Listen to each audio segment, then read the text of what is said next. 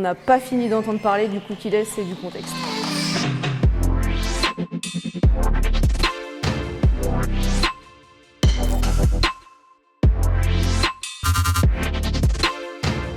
Alors on a appris pas mal de choses. On a tout d'abord appris que la télé n'était pas morte. On a beaucoup parlé ces dernières années de la baisse des audiences en télévision, notamment en télévision linéaire, mais la réalité c'est que l'écran de télé reste l'écran au cœur du foyer et qu'il est finalement très dynamique avec la télé segmentée, les nouveaux acteurs SVOD, etc., etc. Il est très dynamique en termes de contenu aussi, tout aussi bien des contenus séries, autres, mais aussi tous les événements sportifs de cette année et des années à venir. Donc on est très loin d'en avoir fini avec l'écran de télé du foyer. On a appris que tout est éphémère et que globalement le duopole Facebook-Google a un petit peu faibli cette année, bien qu'il reste largement majoritaire dans les investissements médias. Les GAFA ne sont pas forcément les mieux portés sur cette année et à l'inverse des acteurs comme TikTok ont fait des croissances qu'on a rarement vues sur le marché. Donc dans cette espèce de culture Netflix de je ne suis pas ravi de mon contenu, je switch au suivant parce que j'ai le choix. On peut se demander légitimement qui est le géant des 5 prochaines années qu'on connaît peut-être pas encore, mais qu'on va voir apparaître dans ce contexte. On a appris que le métaverse n'était pas tout à fait prêt, qu'on peut pas faire grand-chose en publicité et que ça a beaucoup buzzé, mais que finalement il n'y a pas grand-chose à y faire pour l'instant. En revanche, le gaming est plutôt un média prêt à accueillir les annonceurs. Et on a appris qu'on n'a pas fini d'entendre parler du cookie-less et du contexte.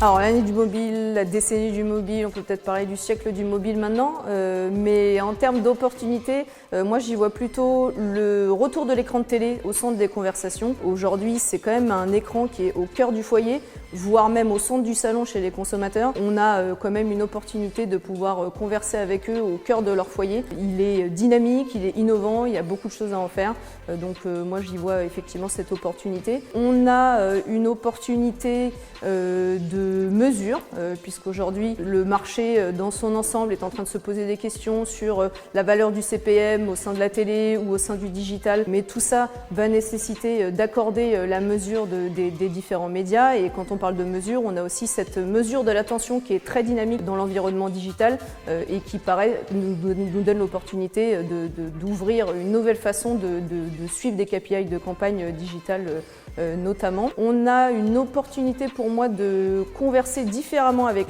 certaines communautés, de rentrer un peu dans un entertainment 3.0 où la publicité serait là pour divertir, donc au sein de communautés gaming, au sein de communautés social media, etc. Et on a une opportunité de redorer le blason des contenus premium et globalement des acteurs qui font le contenu, le contenu journalistique. On a beaucoup parlé fake news ces dernières années et on a beaucoup parlé aussi de contenus sur lesquels les annonceurs ne veulent pas forcément être. Aujourd'hui, il y a cette opportunité pour les acteurs qui sont transparents et à contenu à valeur ajoutée d'être replacés un peu au centre des communications.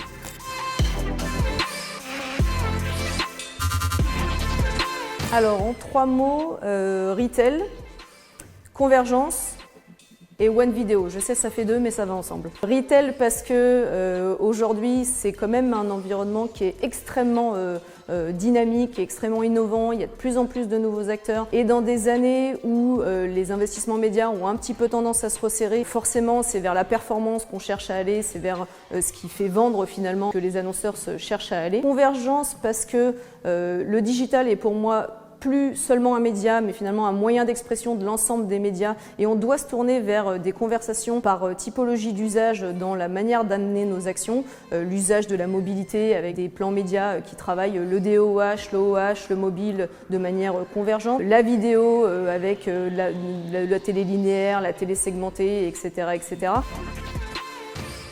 Le consommateur, finalement, il ne sait pas s'il a été acheté en programmatique, pas en programmatique, en linéaire, en segmenté, etc. Donc on doit être capable de travailler les plans médias par typologie d'usage. Et enfin, One Video, parce que j'en ai beaucoup parlé, mais je crois fortement à la croissance de la vidéo sur l'année 2023.